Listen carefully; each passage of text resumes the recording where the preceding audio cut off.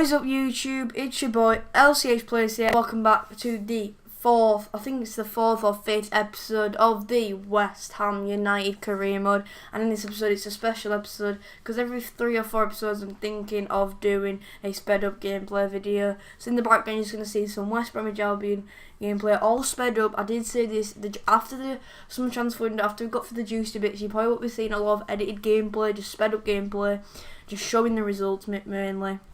And during a bit of the gameplay, but I like to talk about my January transfer targets, the players I want to get in. We've got a couple players, young players, maybe some more experienced players to bring into the side. We have got the first one, Ronaldo Vieira from Leeds.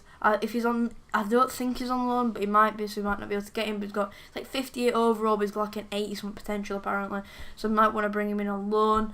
We've also got Marcus Rashford. You can get him for about 17 million, which is insanely cheap for an absolute quality player. And my next one is Iheanacho, so another striker. I want another striker to back up Andre Gray. And we've also got Andre Hahn on the subs bench, so maybe play Andre Gray as the backup, Andre Hahn and maybe Rashford or Iheanacho with him. Might even use Andy Carroll as a swap deal for that. We've also got another goalkeeper in Lafont as the backup because I want to have two amazing goalkeepers instead of just one, if you know what I mean. Centre midfielders, obviously I want another strong one. Maybe that's Sayal from Atletico Madrid, but he might be really, really expensive. I wanted William Carvalho, still want to try and go for him. That's what I'm going to try and win the group stage to get as much money as possible from the Euro League. We've also any more transfer targets? I don't think there is, to be honest. No, maybe like Sel Faguli, Sel Torre. I don't think they're on loan because I'm not really using them, but I might use them if I change formation maybe because the 4-1-2-1-2 is decent. I don't know. I was doing alright with it at the start, but now I'm doing a bit not as well, if you know what I mean. It's still a really good career mode. I'm still really enjoying this career mode out. It's been one of my favourite series on the channel actually. I still want to try and actually get a Road to Glory going, but I need to make a new account on my Xbox. And if you want to see a Road to Glory, please let me know in the comments below. All-Star Road to Glory, playing offline seasons, online seasons, FUT Champs, everything like that. I will be trying to be playing. And I'm actually in FUT Champs this weekend, so if you want to see some FUT Champion rewards, let me know in the comments below. But as you can see there, West Brom did actually beat us in the 90th minute, which is annoying. But we're going to straight away move on to the Arsenal game in the EFL Cup, which actually did go to extra time. If I believe, I think I did actually get this gameplay a couple of days ago. And that's another thing, sorry for not uploading in about 4 or 5 days. I just couldn't get one out. I had to do loads of homework. I just couldn't. I couldn't be like, I could be bothered, but just really like effort to try and get a video out, edit it, stuff like that. I wanted to have a bit of a chill time, but now I'm going to try and get 2 videos out Saturday, Sunday, and get a video out Tuesday, Thursday, and then Saturday, Sunday. I like that every other day in the week, and two days on the weekend. But it's a bit laggy, it's because it is sped up. Sorry, Sonny Vegas, I think it's lagging on my screen, but I don't know if it's going to be lagging on YouTube.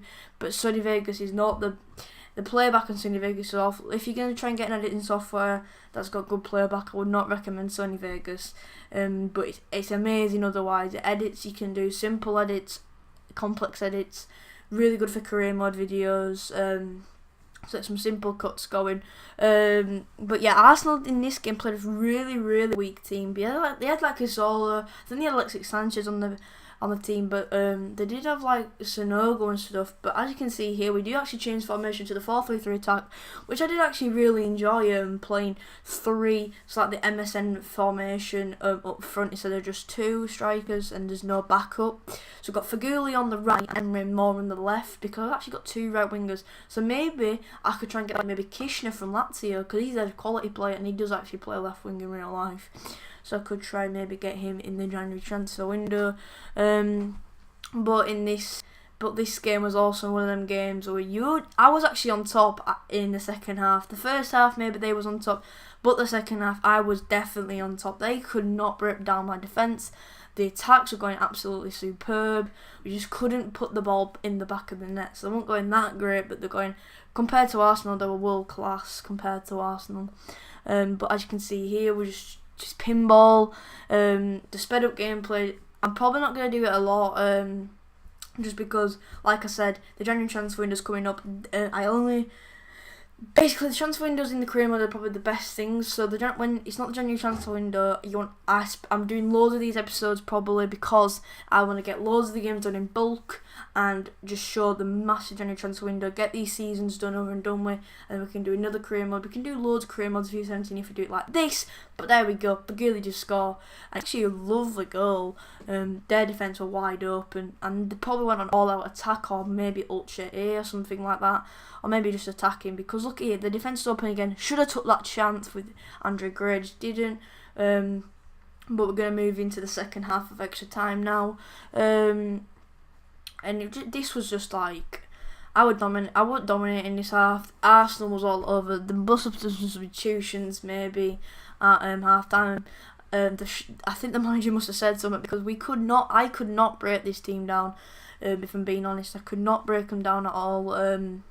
Really, really hard. And when I did, I went on the attack. It was just by the keeper, and then in the 120th, Lucas Perez scores, and we do actually go to a penalty shootout.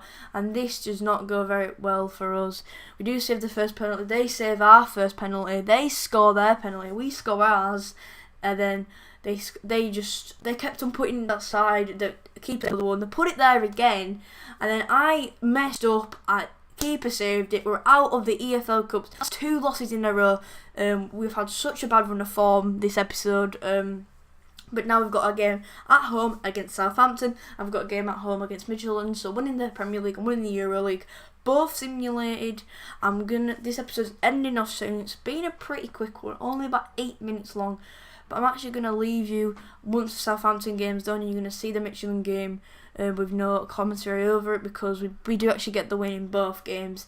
We get a 1-0 win against Southampton in the 89th minute, Lanzini scoring, and we get a 3-0 win against Midtjylland. I think Antonio gets 2.